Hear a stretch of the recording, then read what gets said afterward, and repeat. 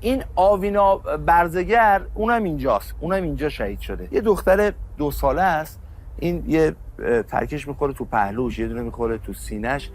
3-4 ساعت دکتر موسوی جراحی میکنه، چیز نمیکنه، فایده نمیکنه.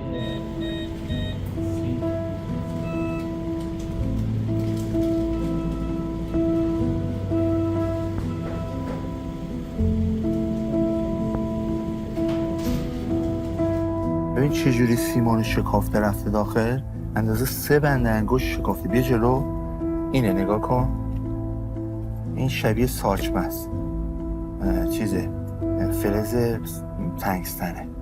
خب این چون داغه میشکافه میره داخل. حالا فکر کنید رفته تو تن آوینا، یه بچه 2 ساله، روده، معده، طحال همه رو میشکافه میره. ببین هر موشک 180,000 تا از این ترکش ها داشته، 4 تا زدن 720,000 تا ترکش زدن به یه شهری که کلا مثلا 30,000 تا جمعیت داره. یعنی برای هر نفر 24 تا گذاشته بودن کنار. خدا رحم کرده، مادرمیزون بوده، مردم داشتن تو خونه افطار درست میکردن، ولی میرفت بالای 1000 تا کشته.